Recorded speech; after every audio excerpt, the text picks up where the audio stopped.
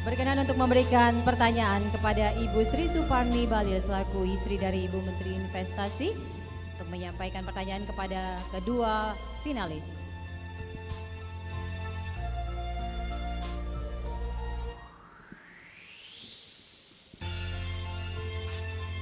Baik, terima kasih. Saya ingin menyampaikan pertanyaan. Apa yang Anda ketahui tentang Badan Keamanan Laut Republik Indonesia? Lalu, apa yang menjadi tugas pokok dan fungsi dari Bakamla Republik Indonesia? Silakan dijawab. Silakan yang pria. Ya. Baik, terima kasih atas pertanyaannya. Mohon izin Dewan Juri untuk menjawab. Bakamla adalah Badan Keamanan Laut yang dimana memiliki tugas pokok yaitu meningkatkan keamanan dan pertahanan yang ada di perairan seluruh Indonesia. Terus dilanjutkan dengan menumbuhkan ataupun menggerakkan mantra laut serta juga meningkatkan perhubungan antara transportasi yang ada di perairan lautan yang ada di Indonesia. Terima kasih.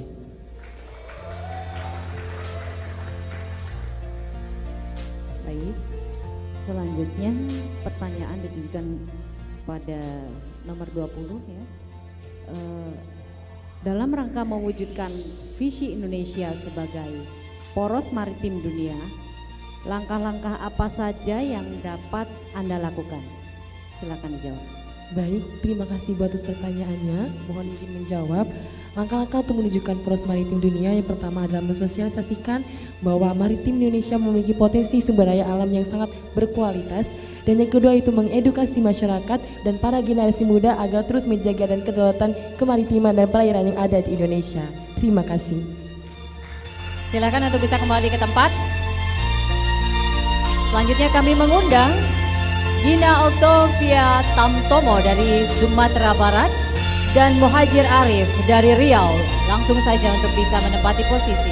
Dan kami mohon berkenan untuk dapat memberikan pertanyaan Dewan Juri Bapak Brigjen TNI Mar Dr. Hermanto SEMMCSBA. Dipersilakan. Baik, terima kasih ya Dinda 05. Siap. Dari Sumatera. Dari Provinsi Riau. Dari Riau, orang Siap. Melayu. Beberapa waktu yang lalu TNI Angkatan Laut sedang gencar-gencarnya melaksanakan kegiatan-kegiatan dalam rangka hari ulang tahun TNI Angkatan Laut. Salah satu programnya adalah penanaman mangrove. Ini Kepala Staf Angkatan Laut mengeluarkan kebijakan penanaman mangrove secara serentak dan itu memecahkan rekor muri. Nah, kira-kira pertanyaannya, kemarin kan sudah melihat Siap. Taman Mangrove TNI AL yang 20 hektar, bagus kan?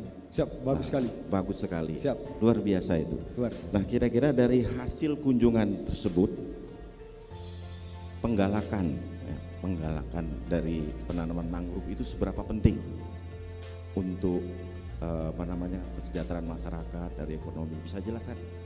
Baik, terima kasih atas pertanyaannya Bapak. Mohon izin untuk menjawab. Penanaman mangrove di sini sangat berperan penting, apalagi di dalam dunia kemaritiman, karena mangrove sendiri bisa mempertahankan yang namanya dunia maritim. Karena mangrove sendiri sebagai habitat dari yang namanya hewan, habitat laut, biota laut, itu sebagai ekosistem, baik dari perlindungan, tempat mencari makan, dan hal-hal yang lain. Syukran kasiran ala ihtimamikum. Assalamualaikum warahmatullahi wabarakatuh. Ya, tepuk tangan dulu, ini jawabannya luar biasa ya.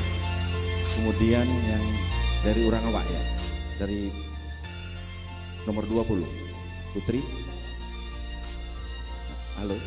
Jadi sebelah sana Mbak yang bertanya. Nah, Dari Padang. Awak ya. Lai pandai cando Awak ya. Pertanyaannya juga masih ini. Angkatan Laut ini kemarin kurang lebih 3 minggu yang lalu gencar melaksanakan pembersihan, bersih-bersih sampah di laut. Ini programnya Kepala Staf tadi Angkatan Laut, Bapak Laksamana Yudo Margono. Pernah dengar kan kemarin dalam pelatihan kan? disampaikan kemarin oleh para pembina. Kira-kira apa nih yang diketahui terhadap pencemaran ya, sampah di lingkungan kita ini, kira-kira apa dampaknya? Baik, terima kasih atas pertanyaannya Bapak, mohon izin menjawab. Jadi dampak yang diberikan jika sampah ini sampai ke laut yaitu adalah terganggunya biota-biota laut yang hidup di dalamnya Bapak. Contohnya seperti pernah dilihat juga ada penyu yang hidungnya tersumbat oleh sedotan. Nah, atas dasar itu juga oleh karena itu makanya harus dilakukan tindakan ya seperti bersih-bersih pantai secara rutin sehingga dampak-dampak negatif dari sampah yang ada di laut itu dapat diminimalisir. Terima kasih. Luar biasa, jadi tidak salah, mohon izin Bapak kalau Angkatan Laut melaksanakan kegiatan bersih-bersih kemarin. Baik, terima kasih. Kedua finalis kami persilakan untuk kembali ke tempat. Berikutnya kami mengundang Vianda Durvidia dari Kalimantan Barat. Kemudian Muhammad Akmal Jaya dari Sulawesi Selatan. Silakan bisa langsung menempati posisi dan berkenan kembali kepada Ibu Wik Heri Ahmadi untuk memberikan pertanyaan kepada kedua finalis. Untuk finalis, pertanyaannya, jika Anda tidak terpilih sebagai pemenang Putra Putri Maritim Indonesia tahun 2022, apa yang akan Anda lakukan agar program kerja sebagai Duta Maritim Indonesia tetap berjalan? Terima kasih. Baik, terima kasih atas kesempatannya. Mohon izin menjawab Ibu.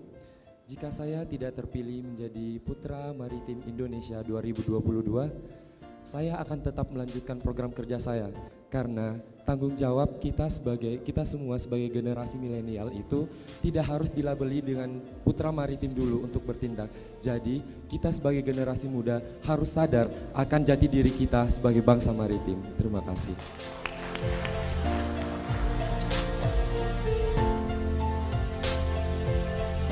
Untuk yang nomor 42, belajar dari sejarah penjajahan di Indonesia, apa yang dapat dijadikan pembelajaran bagi generasi muda sebagai garda terdepan dalam pembangunan bangsa? Baik, terima kasih atas pertanyaannya Ibu. Mohon izin untuk menjawab. Yang bisa dijadikan pelajaran dalam sejarah kerajaan maritim di Indonesia adalah semangat juang, di mana kerajaan-kerajaan maritim yang ada di Indonesia bersatu untuk menjadi Indonesia, sementara di dunia lain dalam suatu kerajaan berpisah, dalam suatu negara berpisah menjadi kerajaan-kerajaan tertentu, dan di dalam Indonesia kerajaan-kerajaan masing-masing kerajaan menjadi satu kesatuan dalam negara kesatuan Republik Indonesia. Itu yang harus dijadikan pelajaran bagi generasi muda sekarang. Walaupun kita Bhinneka Tunggal Ika, berbeda-beda tetapi tetap satu jua. Sekian dari saya, terima kasih. Silakan untuk bisa kembali.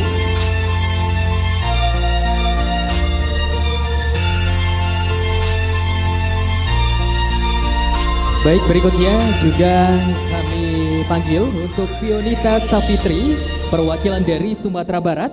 Kemudian juga Gustavito Riano Adam, perwakilan dari Kalimantan Timur.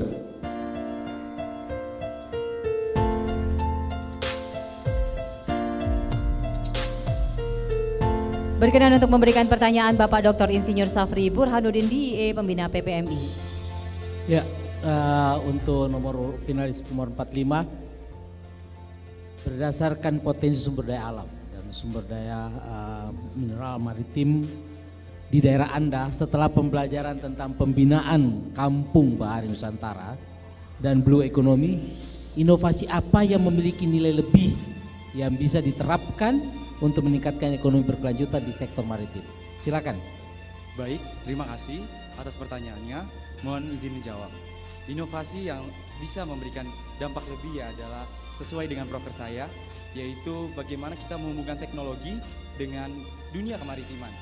seperti program kerja saya yang akan saya lanjutkan, yaitu adalah dengan membuat perlombaan tentang membuat kapal pengangkut sampah di tengah laut. Jadi bagaimana mahasiswa bisa memberikan ide atau inovasinya dalam ikut membangun dunia maritim di Indonesia.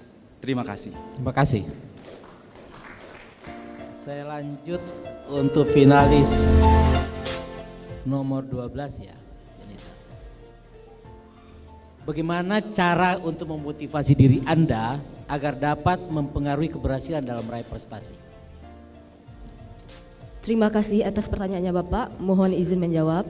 Cara memotivasi diri saya sendiri adalah dengan mengingat perjuangan keras orang tua saya, kemudian saya mengembalikan sendiri kepada diri saya, mana yang baik dan mana yang buruk untuk diterapkan di kehidupan sehari-hari. Kemudian untuk dijadikan pelajaran sebagai langkah untuk kita menjadi pribadi lebih baik ke depannya. Terima kasih. Terima kasih. Silakan bisa kembali ke tempat. Selanjutnya kami mengundang Fili Farensi dari Bengkulu serta Fahri Irfan Hadi dari Sumatera Barat. Dan kami mohon berkenan untuk dapat memberikan pertanyaan Ibu Feli Yudi Krisdanti.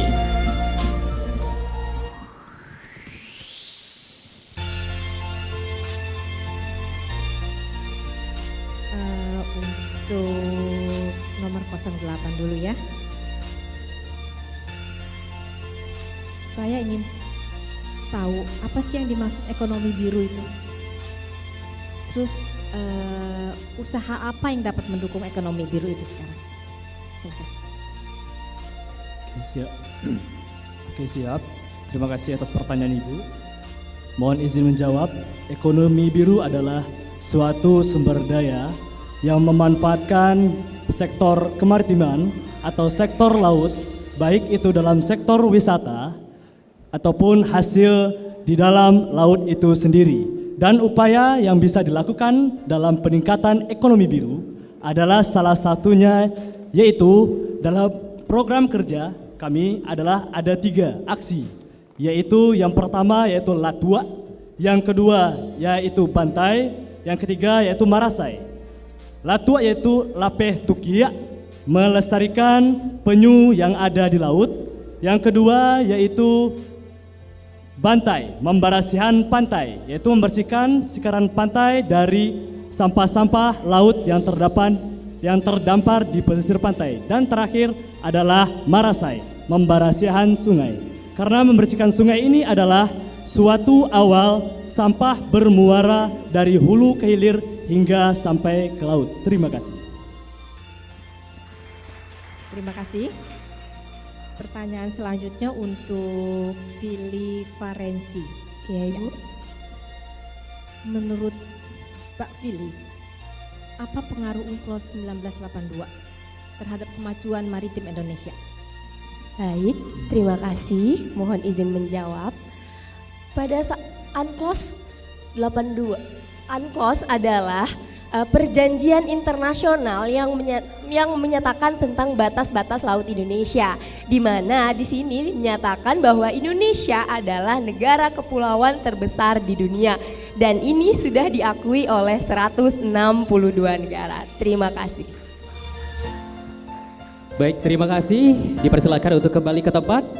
Berikutnya kami kembali memberikan kesempatan untuk menjawab pertanyaan dari Dewan Juri kepada Berli Gisela Putri dari Kalimantan Timur dan juga Ramadan Putra dari Kalimantan Barat. Berkenan untuk memberikan pertanyaan Ibu Sri Suparni Bahlil kepada kedua finalis.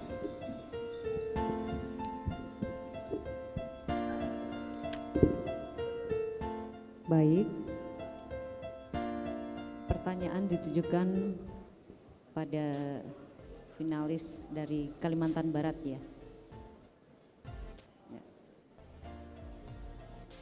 Bagaimana peran Anda sebagai generasi muda untuk berpartisipasi menjaga keamanan maritim? Gampang sekali, silakan dijawab. Siap, terima kasih atas pertanyaannya Ibu. Mohon izin menjawab. peran saya sebagai kaum milenial untuk membantu mempromosikan kemaritiman dengan cara mempromosikan hal-hal yang bersangkutan dengan kemaritiman di media sosial, seperti entah itu ekosistem laut atau juga bisa mensosialisasikan materi-materi tentang kemaritiman untuk menambah wawasan bagi masyarakat agar masyarakat tahu bahwa kemaritiman yang ada di Indonesia sangatlah penting demi ekonomi biru untuk kesejahteraan masyarakat itu sendiri. Terima kasih.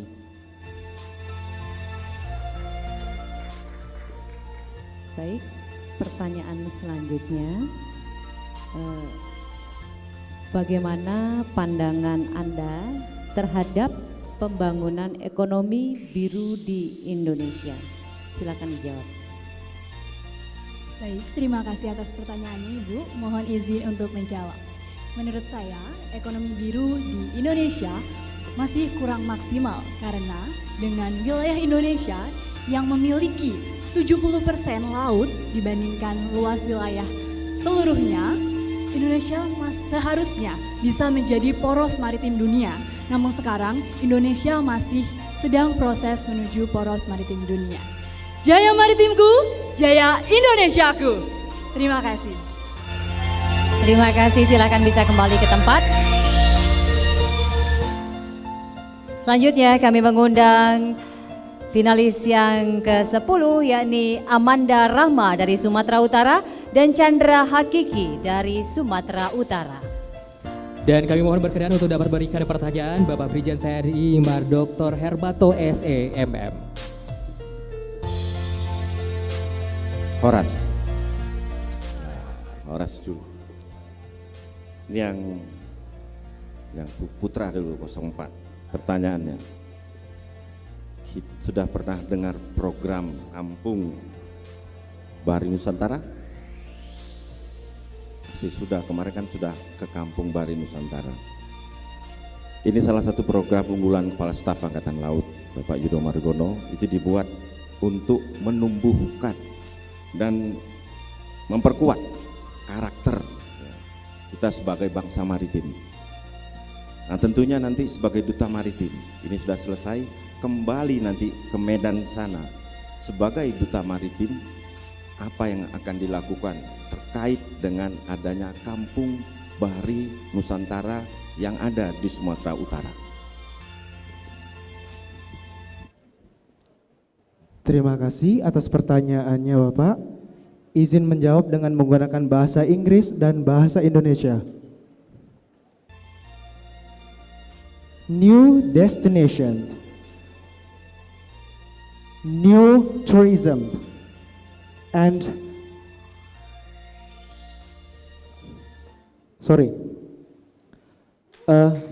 kita ketahui bahwa